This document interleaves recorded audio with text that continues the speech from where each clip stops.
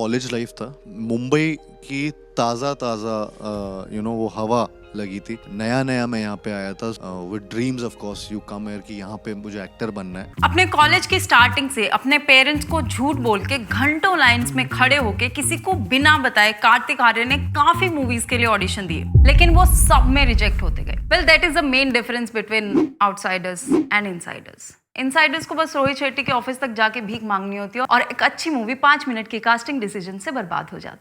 इतने सारे रिजेक्शंस के बाद कॉलेज के 3rd ईयर में कार्तिक आर्यन का फाइनली एक ऑडिशन सक्सेसफुल रहा और उन्हें अपनी पहली फिल्म प्यार का पंचनामा मिली। वो अपने एग्जाम्स के टाइम भी उस मूवी का शूट कर रहे थे। 3 लोगों की कास्टिंग में भी कार्तिक ने मूवी में स्टैंड आउट किया जब उन्होंने वो 5 मिनट लंबा मोनोलॉग देके समझाया कि लड़कियों की प्रॉब्लम क्या है। प्रॉब्लम ये है कि वो लड़की है। और क्या प्रॉब्लम है? प्रॉब्लम ये है कि मैं चाहता हूँ मेरी लाइफ में कोई प्रॉब्लम ही ना हो, लेकिन अगर मेरी लाइफ में कोई प्रॉब्लम ना हो ना तो ये उसकी लाइफ की सबसे बड़ी प्रॉब्लम है।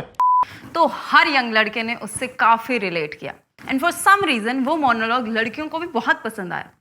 रिलेटेबल होने की वजह से या कार्तिक पसंद आने की वजह से वो नहीं पता।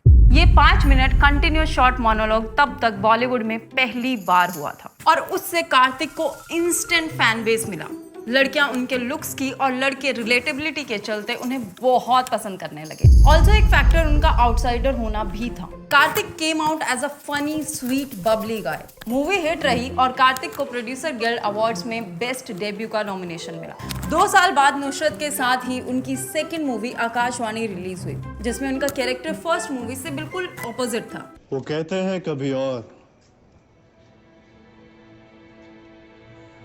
और होता नहीं। मूवी काफी सेंसिटिव टॉपिक पे थी जिसमें कार्तिक और नुसरत की केमिस्ट्री को काफी प्रेज किया गया। मूवी ज्यादा ऑडियंस तक नहीं पहुंच पाई और मैंने खुद कुछ दिन पहले देखी है, जिस वजह से मूवी फ्लॉप रही। लेकिन कार्तिक की मूवी के सिनेमेटोग्राफर ने उनका काम सुभाष घई को दिखाया, जिसकी वजह से उन्होंने कार्तिक को अपनी डायरेक्टोरियल डेब्यू मूवी कांची में रोल ऑफर किया, जिसमें उन्होंने लीड फीमेल का लव इंटरेस्ट प्ले किया था। कांची में उनका रोल कम था, लेकिन सिर्फ सुभाष घई के साथ काम करने के लिए कार्तिक ने प्रोजेक्ट के लिए हाँ की थी। कम स्क्रीन टाइम होते हुए भी कार्तिक ने क्रिटिक्स ने वो क्वालिटीज देखी जो main stream Bollywood lover boy बनने के लिए चाहिए थी और तभी 2015 में रिलीज हुई प्यार का पंचनामा 2।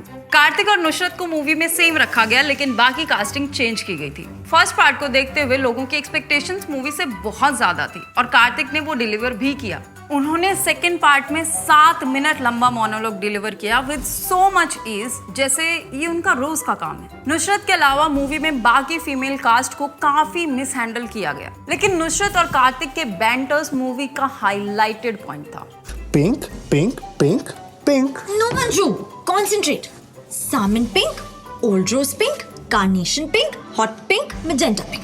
मूवी के मिसोजिनिस्टिक थीम को कॉल आउट किया गया, लेकिन बाकी मूवी को बहुत फनी भी बताया गया। कार्तिक पे सेक्सिस्ट कैरेक्टर करने पे भी सवाल किए गए थे, लेकिन come on guys, it was just a character like Ranveer played in animal. इसका मतलब ये नहीं कि वो सच में वैसे ही हैं। I mean, stop these questions already. सब बर्दाश्त करने के बाद इनका सबसे बड़ा चुतियापा ये है कि इन्हें सेक्स के बाद भी बात करनी। प्यार का पंचनामा ने वैसा ही परफॉर्म किया जैसा एक्सपेक्टेड था और कार्तिक आर्यन को star dust award for best actor in a comic role का अवार्ड मिला और इसके बाद कॉमेडी कार्तिक का जॉनरा बन गया और उनकी अब तक की मूवीज देख के लग भी रहा था कि ये उनका फोर्टे है। इसलिए बीच में एक शॉर्ट फिल्म सिल्वट करने के बाद वो वापस अपने कंफर्ट में आए और उन्होंने 2017 में गेस्ट इन लंदन मूवी की, जो अतिथि तुम कब जाओगे का काइंड ऑफ सीक्वल था। मूवी में कार्तिक और परेश सर ने काफी सीन्स इम्प्रोवाइज भी किए थे, लेकिन सारी कॉमेडी, कार्तिक की सारी लाइकेबल वाइब परेश सर के फार्ट्स के नीचे दब गई और मूवी फ्लॉप रही। 2018 में कार्तिक ने एक बार फिर अपने पहले डायरेक्टर लव रंजन के साथ कोलैबोरेशन किया और हमें मिली सोनू के टिट्टू की Sweety. I personally think that was Kartik's most natural comic role. He was funny, he was so apt, good looking and good friend. Rebound एक हफ्ते बाद गुस्से में सेक्स करके होता चूतिए, 6 महीने बाद दुख में शादी करके नहीं। भाई मैं सेक्स के लिए शादी नहीं कर रहा हूँ। तो कर ही क्यों रहा है? चूतिया हो गया। लेकिन सब छोड़ के लोगों ने ध्यान सिर्फ इस पे दिया कि लड़की को गोल्ड डिगर कैसे दिखा दिया। मैं क्या शक्ल से झूठी लगती हूँ? But after all the stereotypes, women hate fest, misogyny, movie did really well because it was relatable for some and unquestionably funny for others. दोस्ती और लड़की में हमेशा लड़की जीतती है।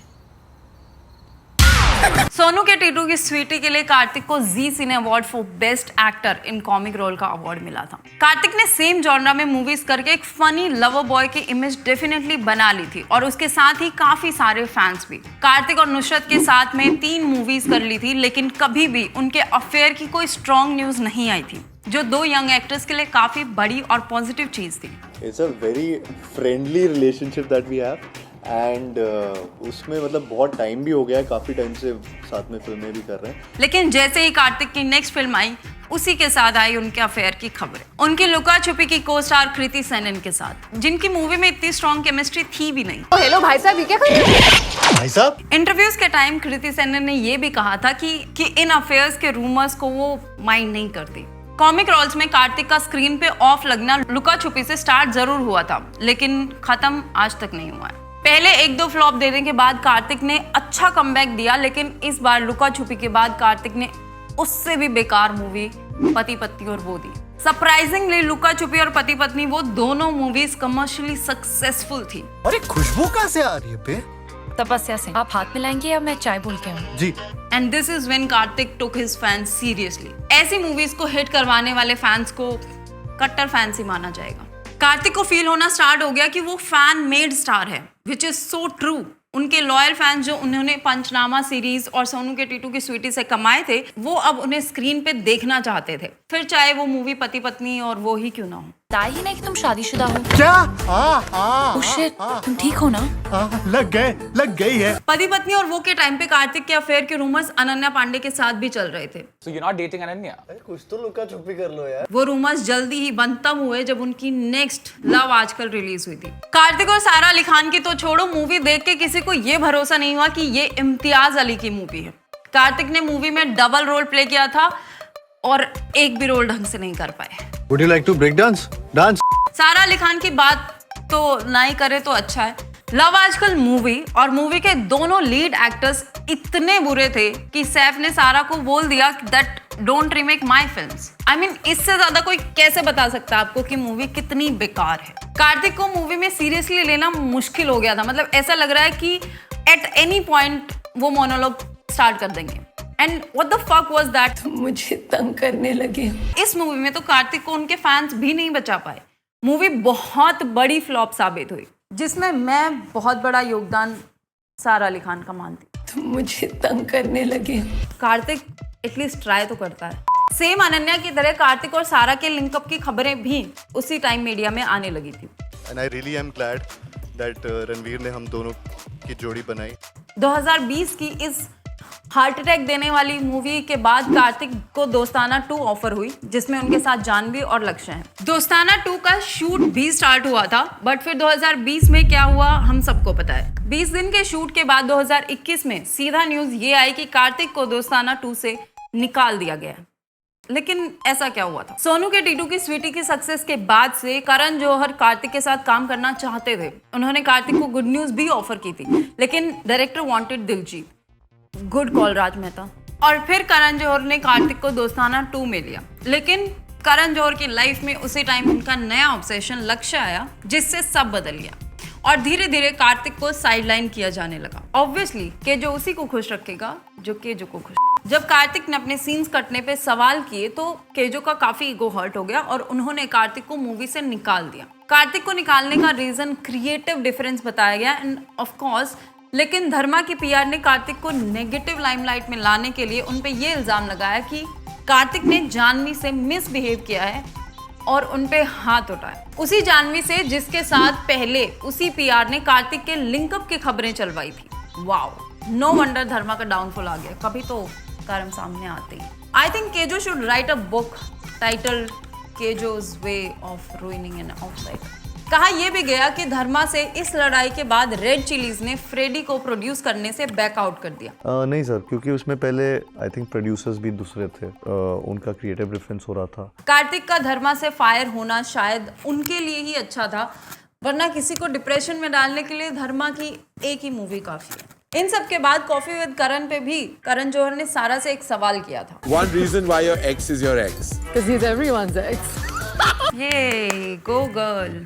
तुम तीनों चारों नेपो बीएफएफ्स हर सेम लड़के को काउच पे मैनिफेस्ट करती हो। Give me a name of a boy you feel like you want to date today. Vijay Deverakonda. I see you with Vijay Deverakonda. Do you like Vijay? और फिर उन्हें date करती हो। तो इनमें लड़कों का ज्यादा फॉल्ट दिख नहीं रहा है मुझे। कार्तिक केप्ट हिज साइलेंस और फिर कार्तिक को बैक किया धर्मा के राइवल्स टी सीरीज ने, जो कार्तिक के लिए कमर्शियली सही था, लेकिन personally I am not sure. दोस्ताना 2 से निकलते ही 10-15 दिन के अंदर कार्तिक ने अपनी नेक्स्ट फिल्म धमाका का शूट निपटा दिया था। धमाका नेटफ्लिक्स पे रिलीज हुई और कार्तिक को पहली बार किसी सीरियस रोल में प्रेज किया गया। एक बहुत बड़ी न्यूज ये भी आई थी कि हेरा फेरी के सीक्वल में अक्षय कुमार की जगह कार्तिक आर्यन लेने वाले हैं, जिससे ऑडियंस बहुत ज्यादा नाखुश थी। लोग बेग करने लगे कि प्लीज अक्षय कुमार को वापस ले आओ, और फिर वही हुआ, अक्षय कुमार वापस आ गए। लेकिन फिर सबसे बड़ी न्यूज आई कि कार्तिक आर्यन ने भूल भुलैया 2 में अक्षय कुमार की जगह ले ली है। एंड ट्रस्ट मी, ये भी कोई गुड न्यूज नहीं थी। कार्तिक का कॉमिक रोल्स में जो बार गिरता जा रहा था, उस पे टी सीरीज का इन्वॉल्वमेंट, सबको पता था कि ये मूवी बहुत बेकार होने वाली है, सिवाय कार्तिक आर्यन के लॉयल फैंस के, और उनसे बहस कर नहीं सकते क्योंकि वो होमवर्क में बिजी होते हैं। कार्तिक आर्यन के बारे में एक बात हमेशा से पता थी कि वो बहुत सीरियस और टैलेंटेड एक्टर नहीं है, लेकिन एंटरटेनर वो स्टार्टिंग में कमाल के थे। क्या सोच रहे हो, क्या सोच रहे हो? अरे कुछ नहीं सोच रहा मेरी माँ, ये सोच रहा हूँ तेरा मुंह कैसे बंद करूं। लेकिन अब लगा कि वो एंटरटेन भी नहीं कर पा रहे। भूल भुलैया 2 रिलीज हुई और ब्लॉकबस्टर रही क्योंकि उसका नाम भूल भुलैया 2 था। उसके अलावा उस मूवी में कुछ भी नहीं था, ना सेंस, ना एक्टिंग, ना स्टोरी, ना हॉरर, ना क्लाइमेक्स, ना केमिस्ट्री, ना म्यूजिक, नथिंग। 2015 की मूवी अलोन का कॉन्सेप्ट उठाया और बेमतलब की स्टोरी लाइन से पेज भर दिए। इस मूवी में सीनियर एक्टर्स को देख के इतना तरस आया, लाइक क्यों की इन्होंने मूवी। टी सीरीज के कर्ता धर्ता भूषण कुमार ने मूवी की सक्सेस पे कार्तिक को गाड़ी गिफ्ट की और कहा कि कार्तिक 21 दिन में पैसा डबल कर देते हैं। चल झूठा। मूवी जॉनरा के अक्षय कुमार के, मूवी के सीक्वल अक्षय कुमार के, और अब उनके डायलॉग से खुद को रिप्रेजेंट भी करवा रहे हो। अक्षय कुमार बनने का शौक है। भूल भुलैया 2 देखने के बाद सच में रियलाइज होता है कि कार्तिक बहुत जल्दी में है न्यू एज अक्षय कुमार बनने की, लेकिन नकल में भी अकल लगानी पड़ती है। At least Akshay Kumar can act sometimes. He is naturally funny, his comic timing is amazing, unbeatable. उनकी अपनी हर एक्ट्रेस के साथ केमिस्ट्री है, ऑन एंड ऑफ। वो एक्शन जो करते हैं वो कोई सोच भी नहीं सकता। And right now all Kartik does is pout. I guess यही सीखा कार्तिक ने दोस्ताना 2 के 20 दिन के शूट पे। 2022 में कार्तिक भूल भुलैया खराब करने के बाद ओटीटी मूवी फ्रेडी में दिखे, जिसमें उन्होंने socially awkward shady character play किया था, और बस कार्तिक की डाइवर्सिफाइड एक्टिंग देख के सब हैरान हो गए। See guys, Dhamaka and Freddy are not the best work, but that's Kartik's best.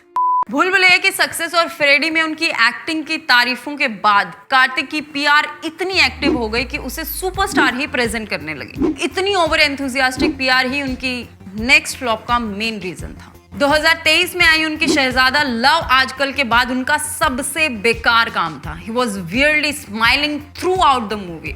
उनके एक्शन सीन्स पूरे आलावाई कुत्तोपुरमलू की फ्रेम टू फ्रेम कॉपीड थे। सिर्फ एक्शन सीन्स ही नहीं, पूरी मूवी ही फ्रेम टू फ्रेम छापी हुई थी। ना कृति सेनन के साथ कोई केमिस्ट्री थी, ना जोक्स फनी थे, ना उनकी कॉमिक टाइमिंग दिखी, और ना मूवी में पोटेंशियल। इस मूवी के बाद जब प्रोड्यूसर्स का भारी लॉस हुआ तो कार्तिक ने अपनी फीस उनको वापस कर दी। Very good. इस मूवी के फाइल्स भी डिलीट करवा देनी चाहिए थी उनसे। सेम ईयर उनकी फिल्म सत्य प्रेम की कथा रिलीज हुई, जिसमें उनका काम काफी डिसेंट था। कार्तिक के करियर के स्टार्ट से लेके सत्य प्रेम की कथा तक भी कहीं ऐसा नहीं दिख रहा था कि वो हर मूवी के साथ बेटर एक्टर बन रहे हैं। आई मीन एक्सपीरियंस से ही सीखते हैं आप। इवन उनका वो वियर्डली स्माइलिंग पाउट फेस, उनका एक्सप्रेशन और उनके जोक्स भी खराब कर देता है। उनका स्क्रिप्ट चॉइस और उनका एंटरटेनमेंट फैक्टर हर नई मूवी के साथ कम होता जा रहा है। वो खुद को कैरेक्टर में ढलने का, स्क्रीन पे अच्छी प्रेजेंस देने का टाइम ही नहीं दे पा रहे, and that is why he ends up playing himself in every role. इतने सालों और इतनी मूवीज के बाद आज तक भी उनका सबसे मेमोरेबल परफॉर्मेंस वो मोनोलॉग है, जिसका रिकॉर्ड भी ऑलरेडी अभी रवि दुबे तोड़ चुके हैं। 2024 में आई उनकी मूवी चंदू चैंपियन, जो एक बायोपिक थी मुरलीकरण पाटेकर की। एंड फॉर सम रीजन कुछ ऑडियंस को मूवी बहुत पसंद आई, but the movie was so random, confusing and bad कि तुम्हें वापस से अब तक की बेस्ट बायोपिक भाग मिल्खा भाग देखनी पड़ेगी। अनडाउटेडली कार्तिक ने बहुत मेहनत की ट्रांसफॉर्मेशंस में, लेकिन उस मूवी को कैसे भी सक्सेसफुल करवा पाना बहुत मुश्किल था। कार्तिक आर्यन इसमें एक बार फिर कार्तिक आर्यन ही प्ले करते नजर आए and it's like he doesn't even try to read the character. किस बात की जल्दी है?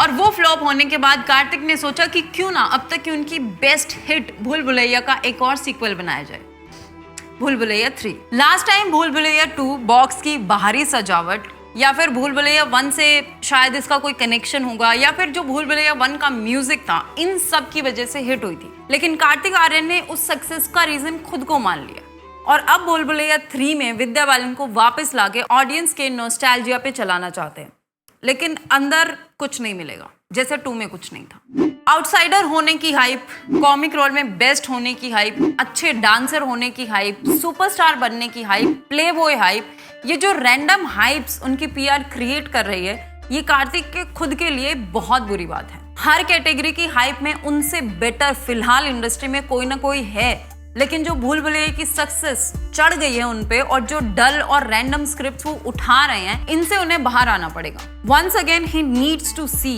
his work roots. Karthik has tried so many genres and unfortunately he is bad at all of them. He should give himself time. जैसे उन्होंने खुद पे लगा अनप्रोफेशनल टैग सीरियसली लेते हुए खुद को थोड़ा टोन डाउन किया था, वहीं अब उन्हें अपनी स्क्रिप्ट चॉइस में भी करने की जरूरत है। जो पोटेंशियल उनके फैंस में उनको दिखता है वो उन्हें स्क्रीन पे दिखाना पड़ेगा। बड़ी मूवीज करके सिर्फ स्टार बना जाता है, लेकिन अच्छी मूवीज करके एक्टर बना जाता है। क्या बात है सर, क्या बात है सर। जिसकी जरूरत कार्तिक आर्यन को अभी है, क्योंकि कितने ही भूल भुलैया के सक्सेसफुल पार्ट्स बना लें, वो उससे सुपरस्टार नहीं बन सकते। वो जर्नी तो अभी बहुत लंबी है और कार्तिक का काम देखा जाए तो वो अभी सुपरस्टार की कतार में खड़े भी नहीं है और वो उस लाइन में लगने लायक हैं या नहीं, ये उनके फ्यूचर प्रोजेक्ट्स बताएंगे, जिसमें एक प्रोजेक्ट उनका 2025 में धर्मा के साथ भी आने वाला है। If I were you Kartik, I would have been extra careful. आज की वीडियो के लिए इतना ही, मिलते हैं अगले ऐसे किसी वीडियो में। लाइक शेयर सब्सक्राइब कर लेना, तब तक के लिए प्लीज।